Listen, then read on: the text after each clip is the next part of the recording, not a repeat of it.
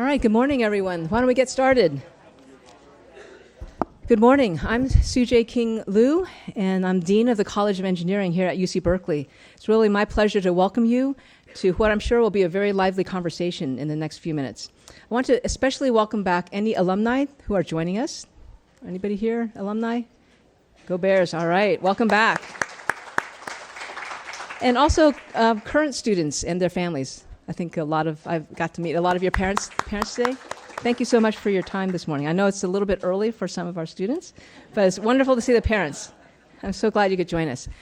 As you know, at Berkeley Engineering, we are working to address grand challenges for our global society, such as climate change and actually also human health. That's a major problem around the world. So here with us today are some of our outstanding faculty who can give you examples of the work. So I'm delighted to introduce them one by one at this point. So first of all, we have Dr. Thomas Azwell. He leads a program called the Disaster Lab. Now they are working to support the development and deployment of innovative technologies to solve climate-related disasters. Next, we have Assistant Professor Sunny Ivey. She leads research on advanced air quality modeling and data fusion approaches to characterize air pollution. These advanced approaches are used to answer questions related to community-scale exposure and source characterization.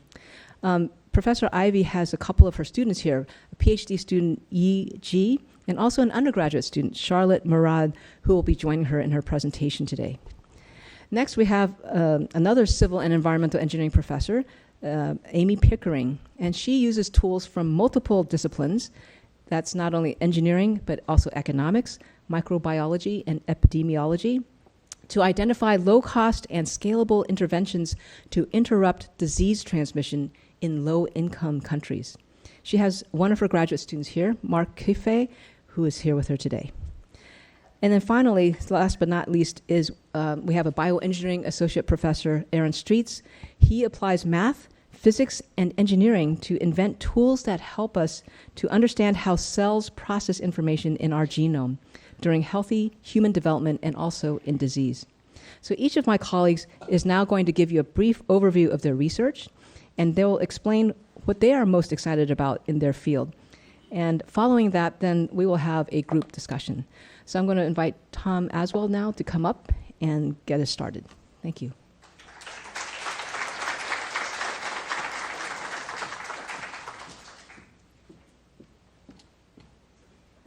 Hello, good morning. All right, let's see if I know how to use a computer. There we go.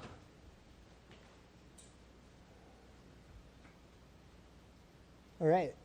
I'm going to just briefly introduce the Disaster Lab and what I mean by disaster and how I got to the name. It wasn't named after my life. So what my lab does is it supports innovation and the dissemination of innovation that is helping to mitigate environmental disasters. And so this is a picture that I took. I learned how to hold my breath underwater for over 3 minutes so I could take a picture like this. This was off the coast of Hawaii. And it kind of started in 2010. I was a graduate student here at Berkeley getting my PhD, and the Gulf oil spill happened. April 20th. I had worked on the oil Deepwater Horizon oil rig kills on oil rigs when I was younger.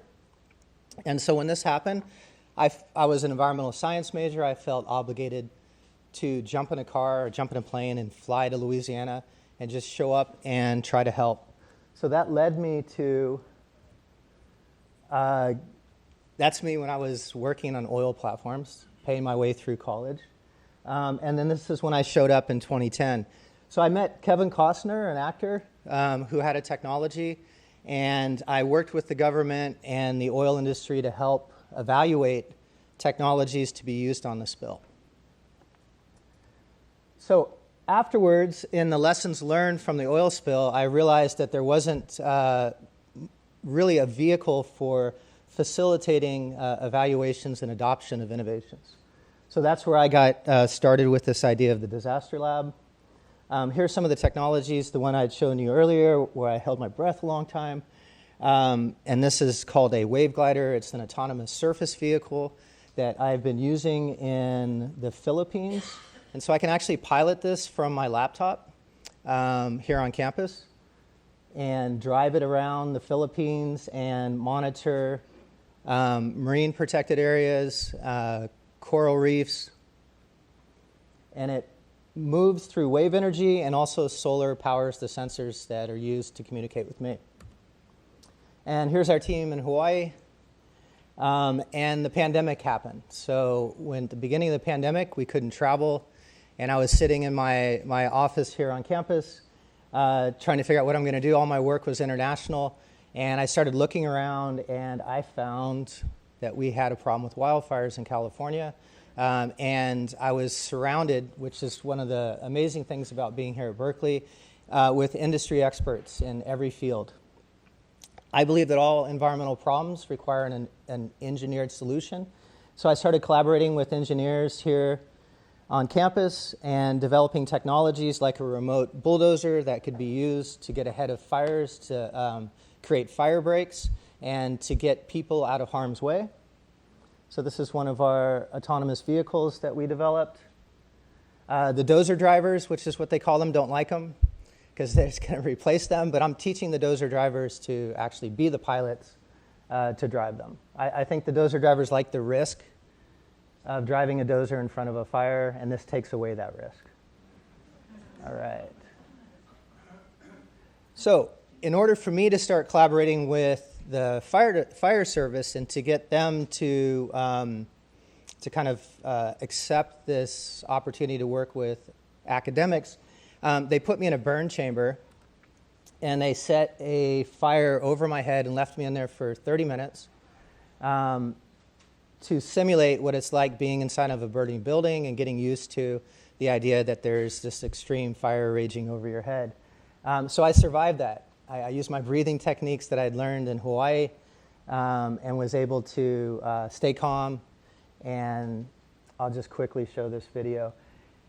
The video doesn't really do it justice. I'm doing this on my cell phone, but if I had lifted my hand up too high, it would have burned my hand. If I'd stood up, I wouldn't have been here right now.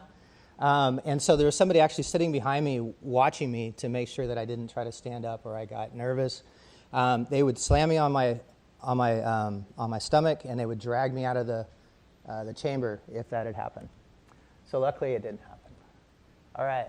So here we are bringing technology out to the military to test it. The military has bases all over California, and we're able to use their facilities to demonstrate, evaluate, and most importantly, to work with industry experts and end users of technology. So what my lab is doing now is working with students to innovate, working with faculty and researchers here at Berkeley, and collaborating with the end users of these technologies. And I really feel that is the bridge to getting adoption of innovation.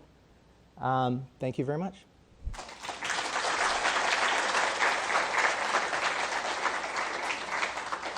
All right. And I'm followed by my colleague, Sunny Ivey.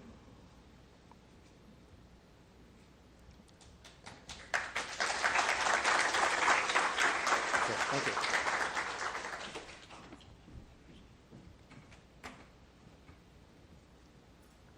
Good morning, everyone. I'm Dr. Sunny Ivey of Civil and Environmental Engineering, and I'm joined by my PhD student, E.G., and undergraduate student, Charlotte Murat.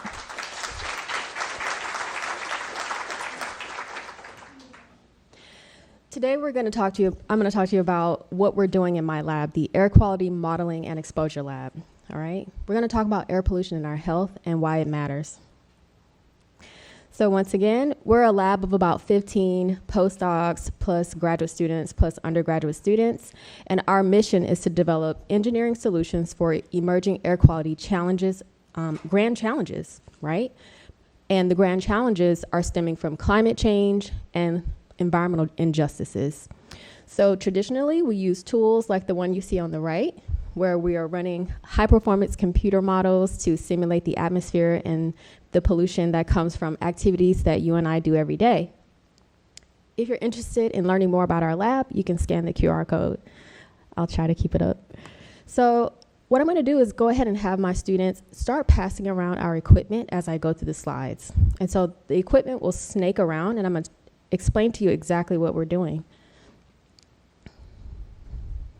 So what are we working on in my lab? We want to actually measure personalized PM2.5 exposure in real time to help us develop mitigation strategies. So we want your air to be clean, and we want your exposures to be low. So what's PM2.5? It's a pretty technical term for fine particles. And if you look at this graphic, the tail is actually a human hair. I've never got that response before. Okay. And then the different images are various objects that are smaller than the diameter of a human hair. And so right there at the end, that respiratory droplet and then a dust particle and bacterium are actually in the size range that we want to measure because they can get into your deep lung. Why is this important? Air pollution exposure makes you sick, okay? So there are short-term effects, there are long-term effects, and one of the big issues of today is the pandemic, and it is respirable, right? And that's what makes you sick. So how are we doing these measurements? What's being passed around is this small wearable sensor. And if you press the red button, you'll see what the particle concentration is in this room. I hope it's good. It should be less than 5. So we work with a company called Applied Particle Technology that is a startup company out of Washington University in St. Louis, and they are PhD students, just like your future students, right? And a laser is shot through an air beam to count the particles in the air. And we can translate light attenuation to particle and mass concentration. So what I want you to learn today is that everyone's exposures are different because we move around as human beings and we're in different environments throughout the day, whether you're at home, whether you're at work, whether you're commuting, or whether you're on vacation in Hawaii, all right? So I want to draw your attention to some data we collected for a resident in West San Bernardino in the Inland Empire. So this neighborhood has actually been designated as an AB 617 neighborhood, or a neighborhood that is overburdened with air pollution, right? So what we have here is the dashboard that's associated with that little unit that you're passing around. So although it's not the data that you see when you press the button, this is real-time concentration data of PM2.5, and you can see that some of the highest peaks go well beyond 500 micrograms per meter cube. For reference, the World Health Organization standard is 10 micrograms per meter cube for the health standard. So some people in the US are adversely exposed to air pollution more than others. And we want to actually promote data sovereignty by allowing community members to measure their own pollutions, and then we help them to advocate for themselves and develop mitigation strategies. So the APT will snake around and we will collect them once everyone has a chance to see it. So I don't necessarily like to focus on the bad. I try to focus on solutions. And so what we're seeking to do in ACMEL is to work with regulators, you know, the big bad EPA, to strengthen some standards to help protect people, whether that's through advocating for electric vehicles, electric vehicle infrastructure, reducing fossil fuel use, right? And we also do quite a bit of community engagement where we inform the public about activities that are associated with adverse exposures. So yes, your mask can actually protect you from respirable particulates as well as other viruses that are in those aerosols. And that's what we do. And I look forward to any questions once we're done. Thank you.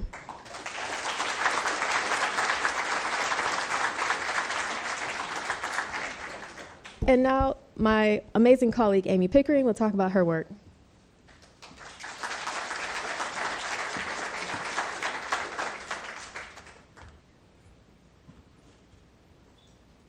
Hi, everyone.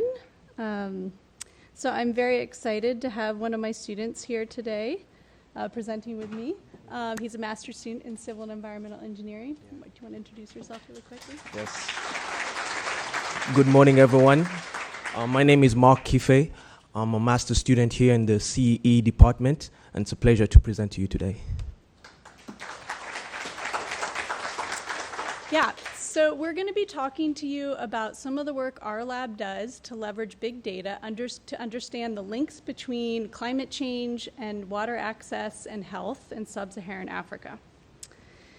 So 2 billion people in this world lack access to safely managed drinking water. As you can see from this map of the world, there's a large number of people in sub-Saharan Africa that lack access to safely managed drinking water, which is one of the reasons why our lab works in this geographic area.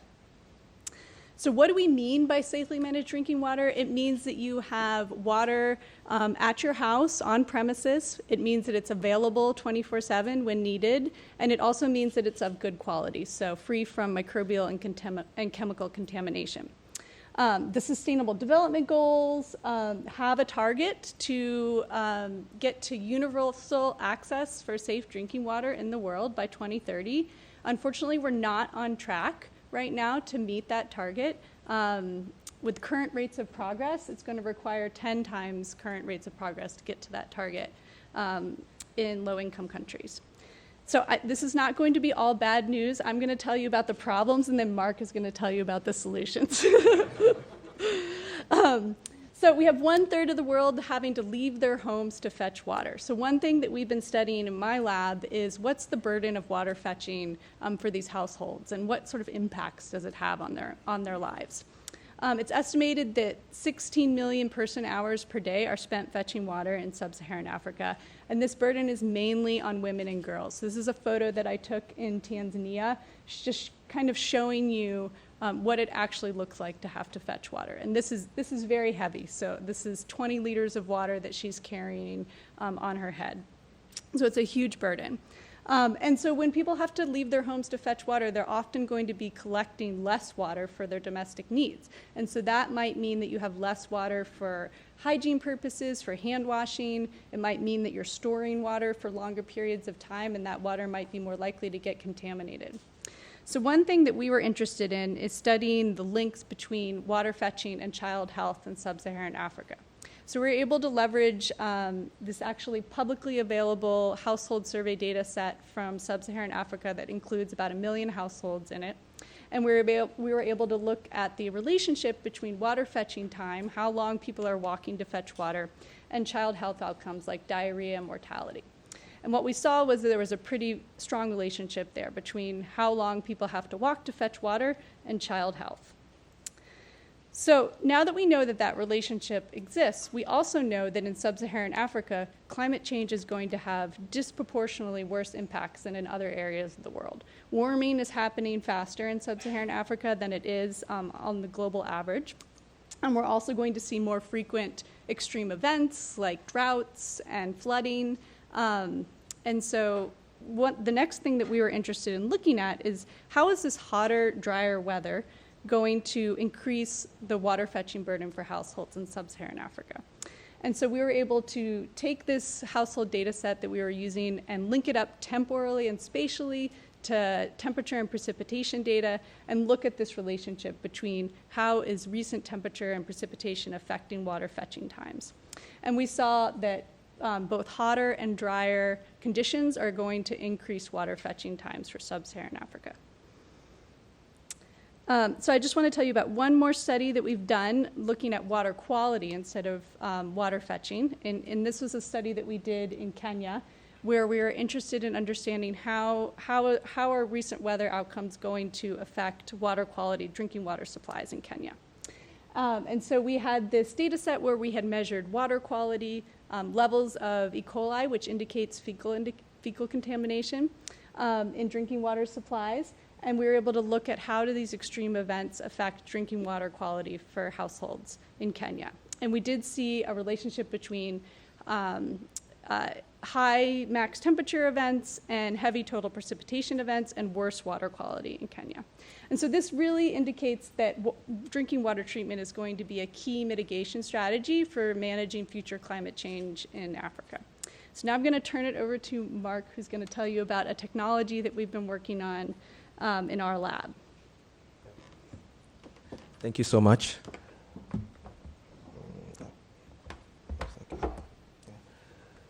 So the challenge of getting safe water to everyone is not new to engineers, right? And oftentimes the solutions that have been proposed have taken the form of centralized systems. So I'm thinking of treatment plants, pressurized pipes, right? As well as household treatment technologies. So those could be filters or disinfection tablets. But these, unfortunately, have some shortcomings. Not only are they cost prohibitive in that there's so much money that is needed to implement these strategies at large scale, but also we cannot discount the fact that some households cannot afford these technologies on a day-to-day basis, right? So we're trying to find out what solutions that we as engineers can propose to make sure that we can meet this need and ensure that safe water reaches all as per the Sustainable Development Goal 6. As you can see in the slide, yes. When it comes to climate change, it's clear to see that these systems are also not resilient enough to combat the intermittent water supply as well as the contamination challenges that arise from these extreme weather events. So we're trying to find a solution that lives within that white space where cost and behavior change is not an inhibitor to ensuring that this technology that we provide is actually going to meet its target. And that brings us to the solution that we at the Pickering Lab were fortunate enough to come up with. And basically we're thinking about not just the technology, but as well as the impacts that we believe this technology will have. So we're thinking about the effectiveness of this technology in real-world applications, resilient enough to accommodate all these varying changes that we have been able to show. When it comes to scale, we're also thinking about the technological viability, the financial viability, and making sure that these are not inhibitors as well to our design. So the device that we came up with, as you can see from the picture, is actually called a Venturi. That's what we call it. It's an inline chlorine doser. So basically, it takes advantage or harnesses the principle of flowing water through a constriction, creating a negative pressure. So when that happens, it creates a suction. So that enables us to carry out automatic or almost no energy-intensive disinfection. So think of water flowing through a pipe and getting disinfected in real time. So without the need of electricity or expensive resources that may not be widely available to everyone. So the advantages of our technology, as you can see from the picture there, it's in the gray box, are that we're getting a precise dosing, as well as it's compatible with the existing infrastructure. So we believe it's going to be able to be scaled very easily at a low cost. So when we're thinking about the success, trying to guarantee the success of our device, we have to think about collaborations, we have to think about the implementation and the financial and economic setting in which we're going to have this impact. So as you can see, a picture here with one of my colleagues called Charles in Kenya.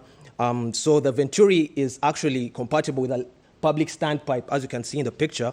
And this kind of picture, we can see that we are trying to not only carry out field tests in which we guarantee that the technology is going to work under different conditions, and it's resilient enough to actually continue to deliver the results that we have in the lab, but also in real scale, being able to implement it and install it in our target locations. So thinking of schools, hospitals, where it's needed the most.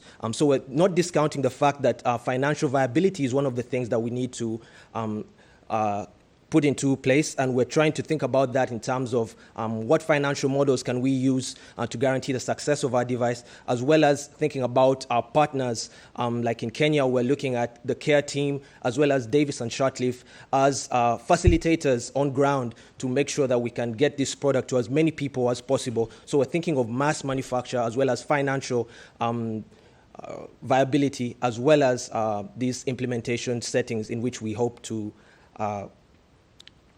impact. So thinking about the potential of our innovation, right? Earlier on, we were able to see that over 2 billion people actually have systems that are vulnerable to a contamination that is actually being exacerbated by climate change, right? And we can see it disproportionately impacting Southeast Asia and Africa. As you can see, more than 50% of the numbers are coming from there.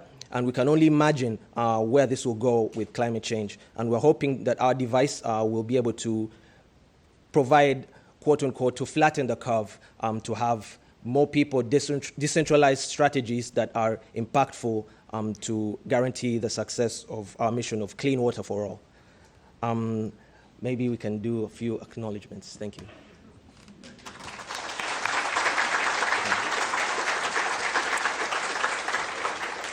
Thanks so much. So now I'd like to welcome our colleague Aaron Streets up for his presentation.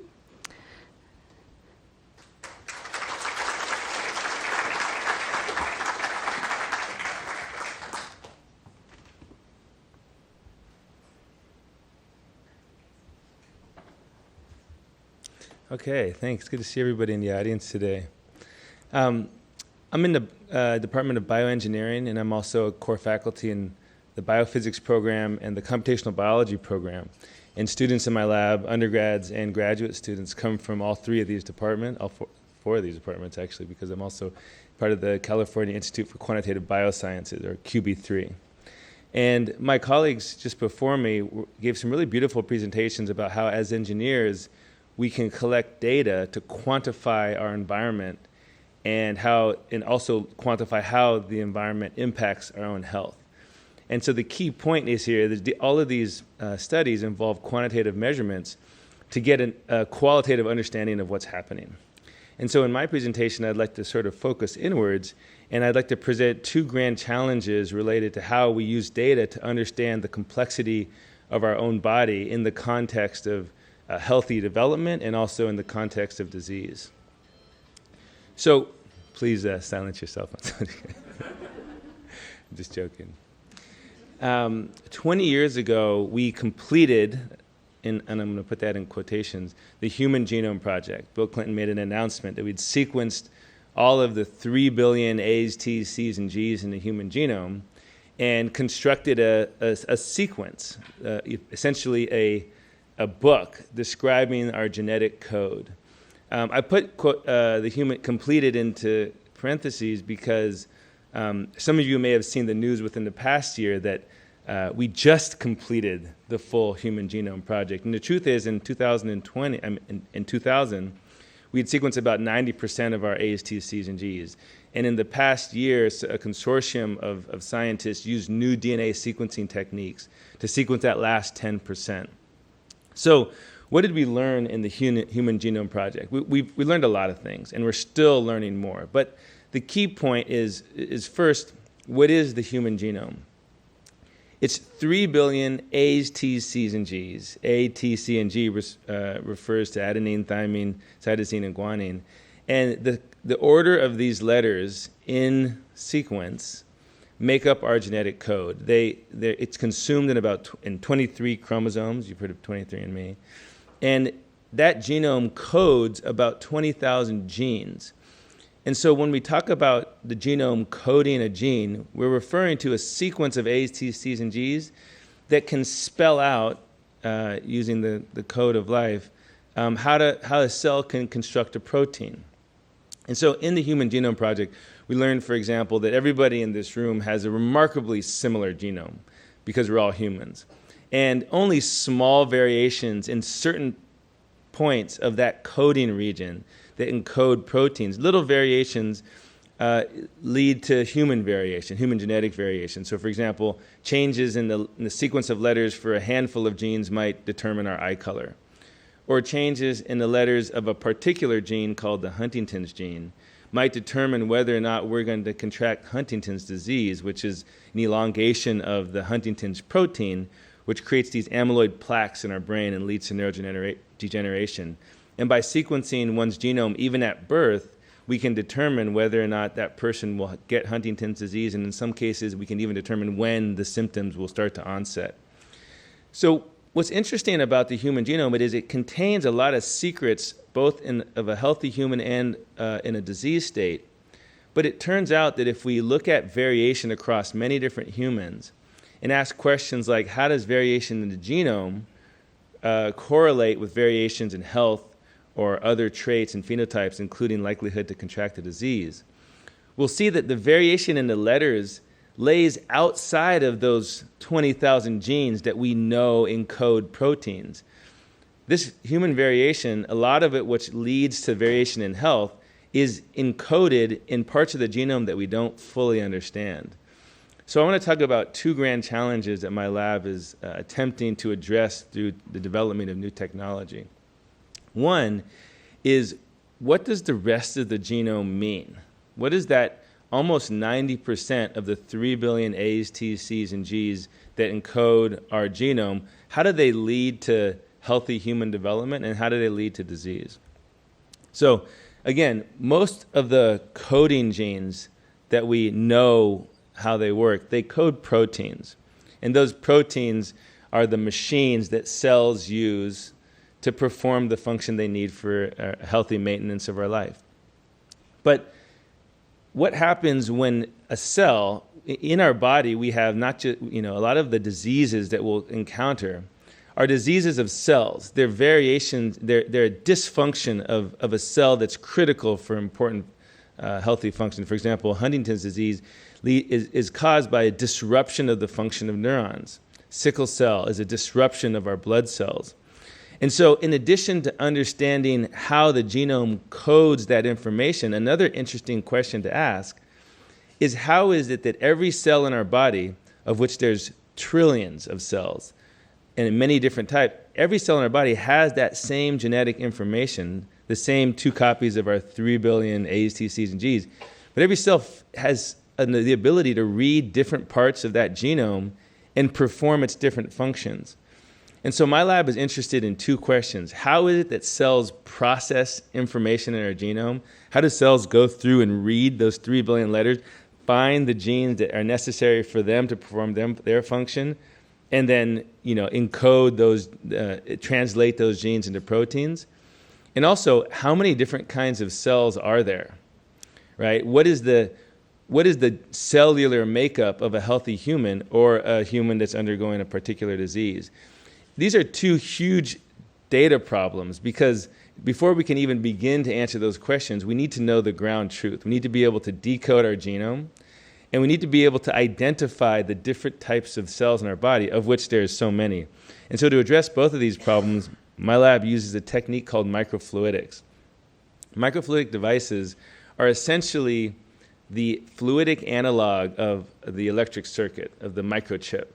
Here we are in Silicon Valley, and for the past 50 years, we've had this booming industry of microelectronics, where we've taken vacuum tube-sized transistors and shrunk them down to the nanometer scale so that we can put millions of transistors onto a chip and therefore make a microprocessor. The microfluidics industry has sort of rode on the back of that silicon industry. We use the same techniques to make these microscale devices that can perform biochemical reactions in high throughput on a device that you can hold in your hand. And so we design and fabricate these devices in our lab so that we can sort through millions of cells in a single experiment and read out the DNA that those cells are using, and try to figure out how a cell is reading our DNA and expressing RNA from that code. And by making these kinds of multi-parameter measurements on single cells, we hope to begin to understand how cells process genomic information and how to identify changes in cellular composition that arise from environmental impact or genetic variation. And so this is a really, I think, beautiful image from the MIT Technology Review that describes this endeavor of the human cell atlas, this sort of taxonomy goal to try to annotate and characterize the trillions of cells in our body and to really understand how genetic variation leads to variation in cellular composition so that we can provide a blueprint for doctors when they're looking for solutions, for genetic solutions or genomic engineering solutions to either genetic diseases or diseases that are caused by exposure to environment and toxins. So with that, I'd like to thank you, and I think we're going to open up a panel so that we can start to ask some questions and continue the conversation.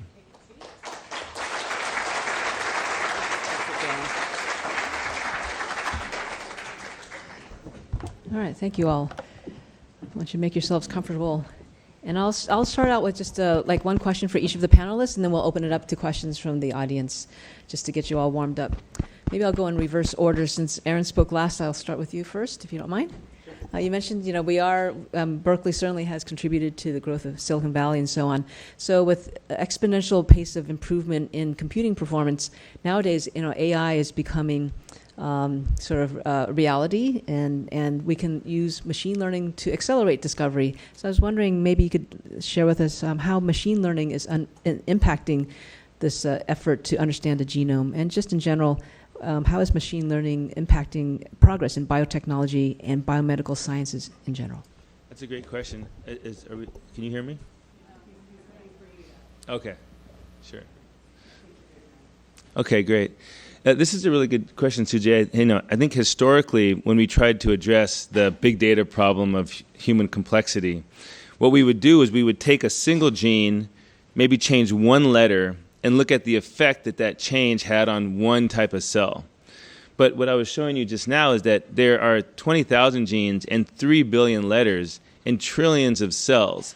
And so that one-to-one experimental process is just not sufficient to cover the complexity that exists in our genome. And so now we're able to do high-throughput perturbations of genes. We can use CRISPR technologies to randomly change A, T, C's, and G's in a systematic fashion. Then we can use microfluidics to read out the effect that those perturbations have on many different cell types. But that ends up giving us too much data to look at. No graduate student can sit down and look at that spreadsheet with cells by genes and understand the relevant patterns. And so we rely on machine learning and AI to sort of deconvolve that complexity and find patterns in those kinds of experiments so that we can learn how different genetic variations lead to changes in cell function and how those genetic variations across human variation can give us sort of different likelihoods of contracting disease. It's a really good question. Great, thanks so much. Next, I'll ask Amy. Well, you've shown how climate change is really making it difficult for people, exacerbating the problem of access to clean water. What strategies should we be investing in today to mitigate the negative health effects of future climate change? Great question. So I'll take this kind of in the context of the work that we've been doing to understand the burden of the problem in Africa. And so I would say that I think we really need to think about building resilient infrastructure. And in particular, what we've seen is that community access to electricity can actually mitigate this relationship between extreme temperature and precipitation events and the water fetching burden. And so, communities that have access to electricity can then pump that water around and store water. And so that's one way I think that we can build resilience. And also there's tons of other benefits to having access to electricity as well. Great. And I know there's definitely research here at Berkeley addressing the challenge of providing energy in a sustainable manner in sub-Saharan Africa. Thank you, Amy. Okay, maybe Sunny, I'll ask you the next question. How will changing climate worsen air pollution exposure rates? Thank you, Tsu-Jae. So we all know, hopefully, that climate change is real. We had one of the hottest heat waves in September. Did anyone experience that? Okay. Well, I'll tell you how that's going to affect air pollution. Well, temperature is directly proportional to the rate of reactions of chemicals in the atmosphere. So that's going to produce more of those particles that I showed you, which increases our risk of exposure to that. And also, changing climate is changing energy balances across the world. So less precipitation here, more precipitation there, which mediates how those particles are formed in the atmosphere. So it's also going to impact fuel moisture, soil moisture, which impacts the severity of wildfires. And wildfire smoke here in the Bay Area is, and exposure to that smoke is a risk factor for different air pollution related illnesses like asthma attacks and lung cancer. So we have to be vigilant over the next 5 to 20 years to make sure that we are properly cared for in this changing climate in regard to water quality, air quality, and disasters. Yeah, thank you. Thanks, Sunny. And that's a good segue into my question for Thomas. How do we mitigate these disasters like wildfires? How can we facilitate adoption of new technologies, innovations for disaster mitigation? So another good question. Being here at Berkeley for so long, one of the things I've noticed looking around, besides the students are getting younger every year, is that the students are looking for more opportunities to apply what they're learning in the classroom to the real world. So I think that is kind of key to young people gaining experience and getting confidence early in their careers, and to be able to facilitate and negotiate the transfer of technology from academia into the real world to help mitigate disasters such as wildfires. All right, thanks so much, Tom. I'm sure we have lots of questions from the audience. Why don't we give opportunity to our guests here to start asking questions. Please raise your hand and we'll pass the microphone to you. I know there's at least one in the back. Thank you. Hi, this is a question for Dr. Ivey. For the 2.5 particles, which we all experience with wildfire smoke, is there value in distinguishing what particle is there, what particle is in that size range, or is it just like anything in that size range is bad? That's a great question. We do want to know what's in it. And so there is a whole group of researchers in my field that look at particle composition, the size, the viscosity. We get really down in the details. And so when we know chemical composition, we can identify where it comes from. We can actually run cell assays to see how toxic it is to our cells. So it's actually really important for us to know what's in that bulk aerosol. Great question. Question over here. Hey there. Is your science and are your labs being impacted by the increasing political fracturization in the U.S.? Dean Liu. That might be a question for the dean. It's a really it's a really good question. I mean, one interesting, one of the things we rely on is government federal funding for research, and the budget of the NIH and NSF is dependent on what people vote on. But there's been this interesting trend over the past 5 years that's really, I think, supplemented a lot of the any potential deficiencies or lack of homogeneity across fields, and that's the private sector. It turns out that a lot of people in the Silicon Valley that make a lot of extra money have started to give that money back to fundamental science. And so a big part of my lab is funded by the Chan Zuckerberg Initiative. They've, Chan and Mark Zuckerberg have pledged to give half of their money back, and so we have benefited from that. And there's a bunch of organizations off campus that have been donating, and I'm sure some of my colleagues have received a lot of funding from the private sector as well. We have a question down here. Hi, thank you so much for your presentations today. It was really cool. I have a question for Dr. Street specifically. I was wondering, how much work does your lab do with precision medicine? Does your work with the human genome start intersecting into that, or are you more on the side of just mapping it, and do you work with other people who might use it for a cause like precision medicine? That's a really good question. Our lab is kind of focused on problems that are slightly upstream of the clinic, But over the past couple of years, I've benefited from interactions with UCSF. Our bioengineering graduate group was actually combined with UCSF, so students in our program can work at labs here or at UCSF. And because of the ability to take genetic or genomic information and turn that into therapies, for example, the ability to sequence the SARS-CoV-2 genome and turn that into an mRNA vaccine quickly, can also be mapped onto the potential of using CRISPR to engineer patient T cells. But the question is, what do we engineer those T cells to do? And so what my lab is doing is trying to understand how certain variations in genetics or epigenetics can lead to function of killer T cells. And once we have those maps, as you put it, then therapeutic genomic engineers can use that information to rapidly convert that information into therapies.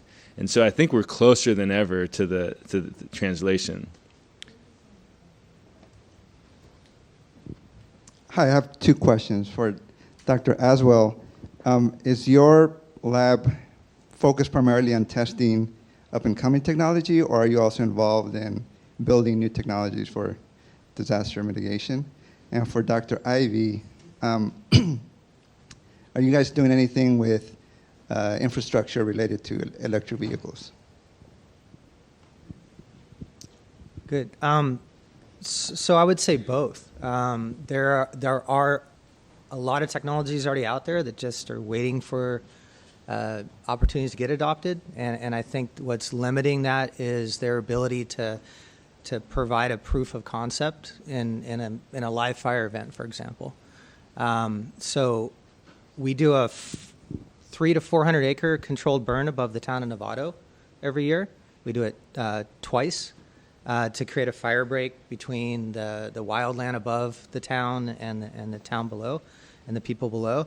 And this has been kind of our stage for field testing technologies. Also stuff in the lab that is somewhat conceptual, including graduate students that are in a fire lab that have never been to a live fire event. I've met PhD students that have never seen a live fire, but they are in a fire lab making fires every day. And so I think that is, so both existing and future technologies. Thanks for the question.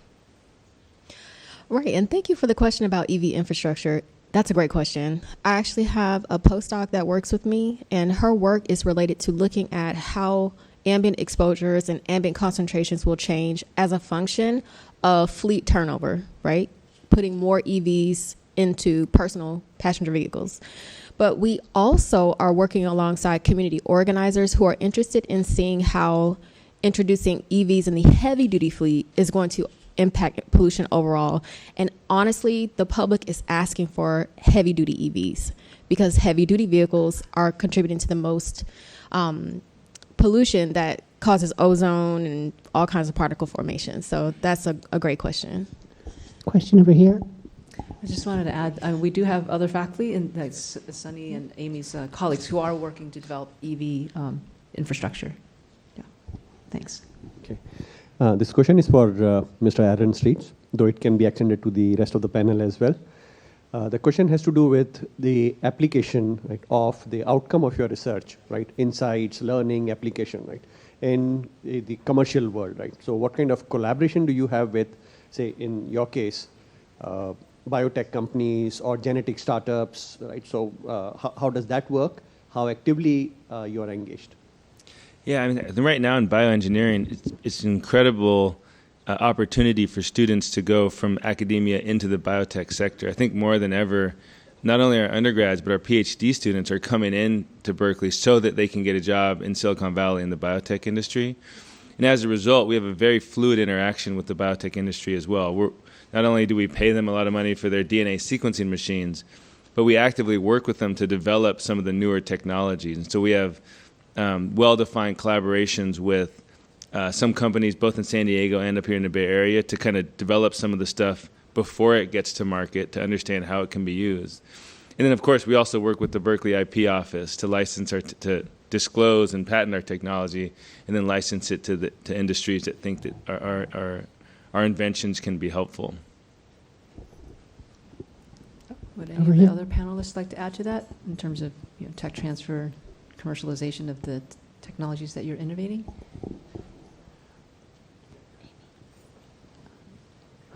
I can just add that we have a lot of partnerships with the private sector to commercialize technologies that we've worked on, but also with nonprofits to really think about how to, sometimes there's hybrid business models where a technology will work in the private sector, but also needs to be subsidized to increase access to safe water. Over here. I wondered if you can comment on some of the tough questions you get from this generation about, because y'all are dealing with things that maybe previous generations have done to mess up the planet. So what do you get from your students? Any big discouragements or any frustration on the emotional part about trying to change the planet?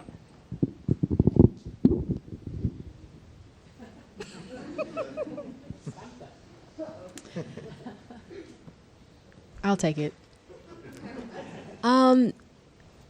There is a mixture of disappointment, but also hope. I find that the Berkeley students are super hopeful that their efforts are going to make a difference. But they also understand that things are kind of spiraling out of control and that, and so in particular, in one of my classes, we talk about these unintended consequences of our decisions, both politically, economically, and socially. And I can point to the fact that the students seem hopeful, even though they are doing a great job at interrogating what we're doing and the decisions we're making.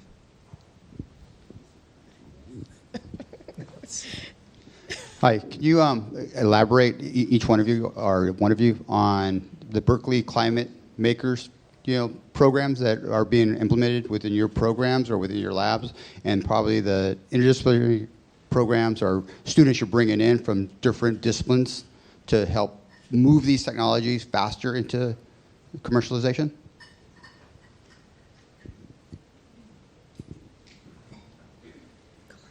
Sure. Well, yeah, I was just going to pass this off because it's just more about a climate question, but I think that you hit it on the head when you said interdisciplinary. I would be surprised if any of us didn't work with a range of students, not only in College of Engineering, but across the campus. I'm curious. Yeah, so one of my first symposiums I attended when I went to Berkeley as a student was about interdisciplinarity and the importance of it. What I found out, it's hard. And so one of the things that we're doing is we're teaching challenge labs or X labs where we recruit students from across campus, have them work together in teams and learn how to ideate, innovate, and to pitch innovation. And so that I think that those entrepreneurship programs, challenge labs, X labs are one of those vehicles for helping to facilitate that.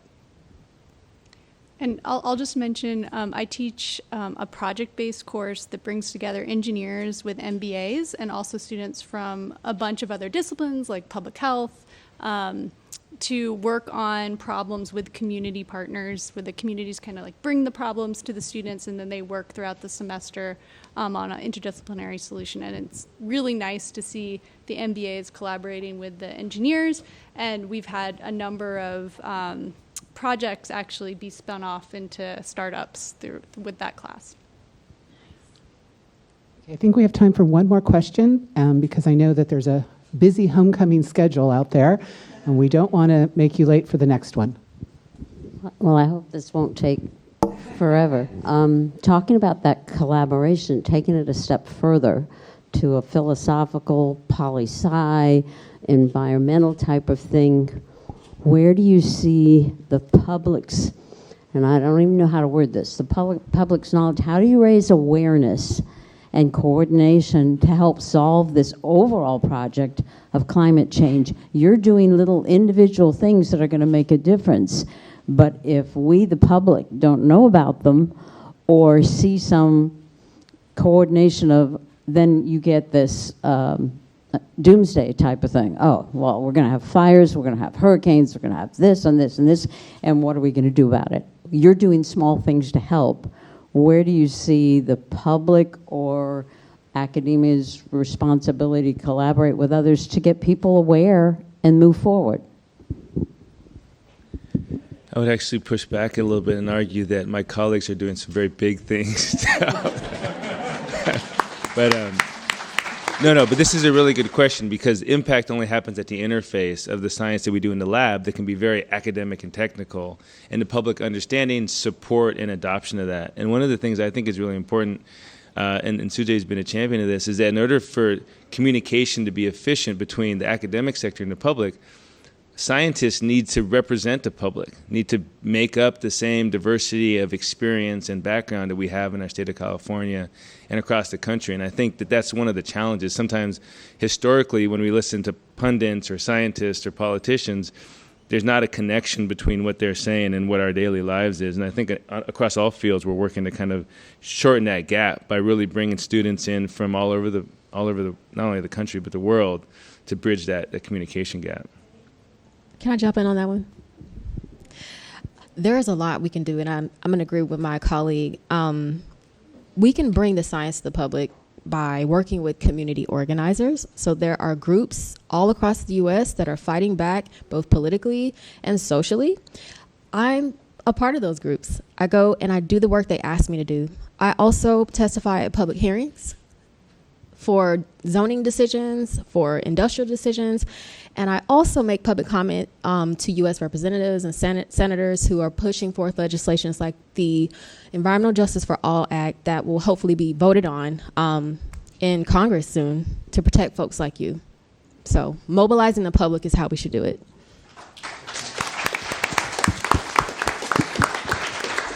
All right, with that, I'd like to thank each of my colleagues for sharing their work with us today, and I'd like to thank all of the alums, parents, students for joining us today. I hope you enjoy the rest of the homecoming weekend. Go Bears!